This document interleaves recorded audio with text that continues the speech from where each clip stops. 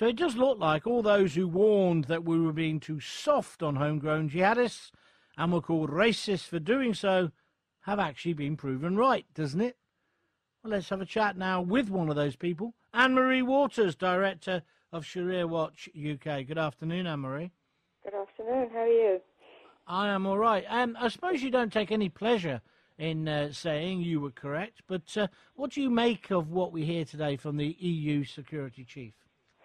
Well, I want to know more details. I think we need to know more details so that the people can decide what they want to do. I mean, this 3,000 worrying people, what do you mean worrying? How worrying? What kind of danger do they actually present to us? What are they citizens? If they're not, what are they doing here? We need to know. We need to know, and then we need to ask the public what they want us to do about it. That's what the politicians should be doing. But instead, they're pretending this is some isolated case. I don't know what it is that they will not look at the bigger picture here. Across the board, the politicians, the security guard, we're just not talking about the big picture either, and we need to do that. And the big picture, of course, is the religion itself. We need to talk about this. But you see what happens? They're scared. They're scared of being accused of Islamophobia, and I was making the point earlier, Anne, that this led the news this morning. It's now not even on the BBC News website, as far as I can see, or Sky News. They've moved on. It seems as if the mainstream media and the establishment elite are all in kind of denial. They don't really want to have to confront this problem, but as you rightly say, we need the detail, and we do need to confront it as a society, don't we? We do, absolutely. But of course, look what's happening. Look what happens when you try. I'm actually stunned that all this, after all the crises around the grooming gangs, and we're still doing things like this, like what happened to Sarah Champion. It's still happening. There was another Muslim woman, a counsellor. I believe they deselected her because she spoke out with Sarah Champion and to support Sarah Champion. I mean, we're still doing this. People are terrified because the examples are still being set. And it seems to be getting worse. I actually think it's getting worse. I think as the truth reveals itself, the attacks on people are becoming worse and worse. Even I was surprised by what happened with Sarah Champion. I shouldn't even say anything that much. So it's no surprise that we're still on the same road to complete destruction. We really are. It's insane. I don't know what will change it. We need leaders to speak out. When you say it's the wider issue of the whole faith itself, what do you mean by that? Because that is the thing that does wind up a lot of people when you come out with that statement, Anne-Marie. Yeah. No, look, why can't we talk about what's written in the Quran? It's this incredible thing. I've actually seen politicians over the years on television shows and say, well, let's not talk about it. They actually say, let's not get into the theology of it all. Well, why not? It is driving this.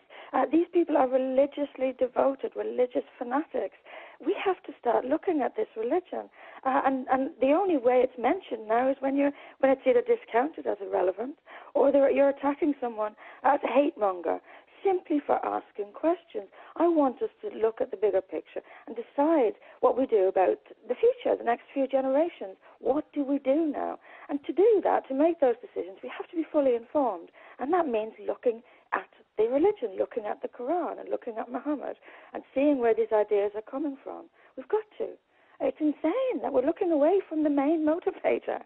Okay, you say that, so what is wrong with Islam as far as you're concerned? Well, if you were having that debate, what would be your starting point? Many things. The Quran is full of Islamic dominance, that Islam should dominate the world.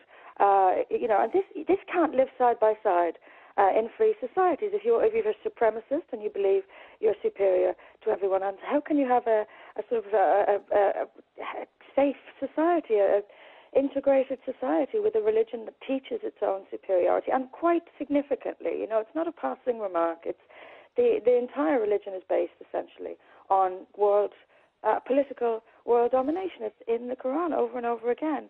You've got to deal with that, and you've got to understand the mindset and the beliefs and the characteristics and behaviours that kind of religious instructions create. That's all I want to know. That's all I want to do. Effectively you're saying the whole religion is incompatible with Western democracy. Is that what you're saying? No, I don't. Of course there are elements of it that are okay, but you get the whole package. And the elements that are not okay are so not okay that we can't live with them. and we shouldn't be expected to live with them. You know, we can get the good bits without the bad bits. We don't need. Okay. I mean, but charity, we all give to charity. You know, we're talking about rules which subjugate women, which kill gays, which call for the annihilation of Jews. We're talking about a scripture of this caliber.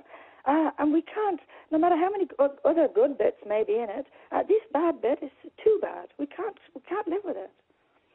And why do you think they refuse to have that debate? And why do you think they refuse to get tough on the jihadists themselves, the Islamists? Well, loads of reasons for that one. I mean, basically we ought to be, at least this 3,000, how dangerous are they, and ought they be locked up? But of course we can't do this. We're tied into all sorts of human rights treaties and human rights legislation, which effectively places the terrorist as a priority, their rights as priority over their potential victims. I want to put that into reverse. But we can't. Too many international obligations. The governments are answering to pretty much everyone except for the voting public. They're more worried about upsetting the government in Pakistan, for example, than they are about upsetting their own people. This is the internationalist order, if you like. So we need to be a sovereign country first and be able, legally, to act in our own best interests. And at the moment, we're not. We seem to have trouble becoming a sovereign nation at the moment. Quite. If you look at the state of the Brexit talks, and now Germany are having a right go at us as well. So, are we all doomed? Are we all doomed? No, not at all. Not at all. You can see people are starting to wake up. People are starting to fight back. There's a huge movement across Europe for the nation state again. As these troubles get bigger and bigger, and they will, we'll have terror attacks on a weekly basis. We'll continue to. And people will become more and more aware. So no, we're not doomed at all. We just need new leadership. And it's difficult because I'm giving it a try. But my word, I'm having obstacles put in my way, I can tell you. What a battle.